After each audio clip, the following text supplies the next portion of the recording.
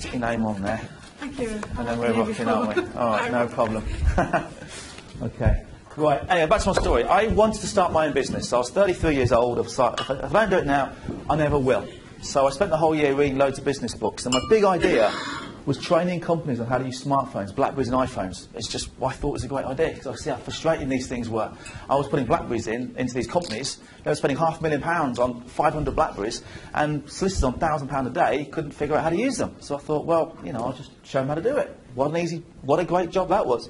So I built this business, and it was Blackberry and iPhone training. And it was 2010, right at the start, and I left London, went back to Henley and Arden, which is my hometown where I could live nice and cheaply, and I started this business.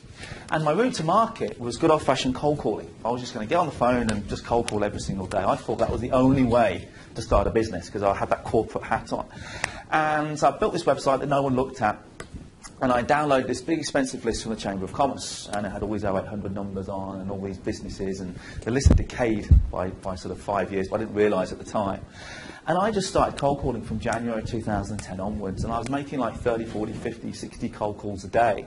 And for 4 months I got absolutely nowhere, and it was demoralising. I can remember just calling, gatekeepers were blocking me, Adam Petford smartphone training, what are you talking about? There's no credibility as a one-man band. It was demoralising, and I was going down this long trip of just making no sales. I don't know if you've been experienced that before, but when you're cold calling and you're not getting anywhere, you start coming up with reasons not to use the phone, and you're getting more and more clever as you goes along.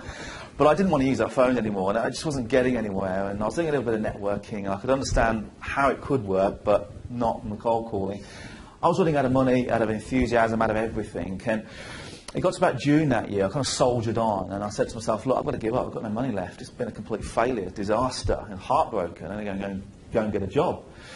But I had a LinkedIn account, but I didn't believe in it as a serious business tool. I thought it was quite interesting, connected with a few people, but that was about it. But I looked at it for the first time and did an advanced search. I thought, well, hang on a minute. I noticed that you could search the whole database, and you could search things like job title, postcode, keywords. Oh, hang on a minute. I've just spent 6 months trying to get hold of people, and they're all on here. So I put BlackBerry as a company, and I did a search on it. And in front of me, all the employees of BlackBerry suddenly appeared. And it was like a roadmap. You know, sales director, marketing manager, technical director, all these directors. I've been trying to get hold of for months. I couldn't. BlackBerry, classic company.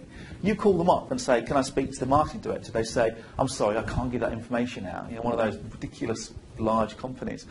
But on LinkedIn, they all suddenly appeared there. And right at the top was a senior UK marketing director. He was of the whole of BlackBerry. I thought, love to speak to that guy. He was on LinkedIn, so I clicked on his profile, and he'd worked for BlackBerry for like 20 years, and there's a little number 2 next to his name. I thought, I wonder what that is, and I realised that through LinkedIn, we had a mutual contact. And I thought, I know what to do. I don't know the mutual contact very well, but I picked up the phone, and I just gave him a call. I said, hi, it's Adam Petford here. We're connected on LinkedIn. Oh, right, okay. How well do you know Miles Barrow? He said, I know him really well. I said, great, would you make an introduction for me through LinkedIn? Yeah, no problem, I'm happy to reciprocate. Okay, fair enough. Put the phone down, and I remember 10 minutes later I got an email through saying, you've just connected directly to Miles Barrow on BlackBerry. I thought, great, but what do I do now? And I just sent a really simple message, and it just said, Miles, great to connect on LinkedIn, but I always speak to people at least once when I make a connection. Can you let me know a good time to call? Just sent it off. 10 minutes later, got an email back from him saying, hi, Adam, it's Miles here. Like, you know, this is the top guy at BlackBerry, and he's my personal mobile number. Would you give me a call at 10 o'clock this morning? And it was like 10 to 10. I was like, hang on a minute, I just got into the heart of one of the biggest companies in the world. I got the guy right at the top, wanted me to call him. This after 6 months of cold calling. So I called him at 10 o'clock. I was on the phone to the guy for over an hour. He loved what I was trying to do. He put me in contact with 3 suppliers, and I signed a long-term training contract with one of them. I had got some serious business in less than 24 hours on LinkedIn, and I suddenly realised it was like a light bulb moment. I thought, why am I wasting my time trying to get around gatekeepers, battling every day, trying to trick my way past, trying to get all this information? It's all on LinkedIn, and all you need to do is do an advanced search, find them, get a pathway to them, and when they connect, pick up the phone and have a conversation. I suddenly started talking to key influencers at Orange, Vodafone, to a point where I thought this is absolutely fantastic. And I realised pretty quickly, actually, because I got these conversations going, that my BlackBerry training idea wasn't very good.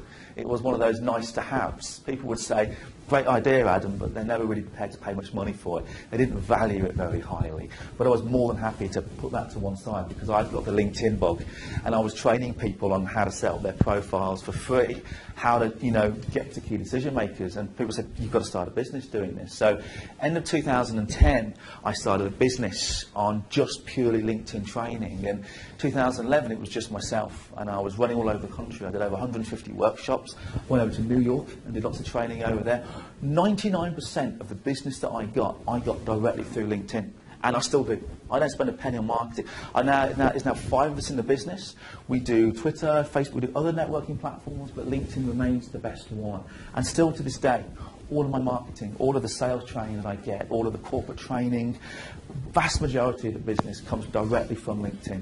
So everything I'm going to coach you this morning, I apply every day to my own business to great success. I practice what I preach, and I think that is the most important thing that you can say at the start of any training course.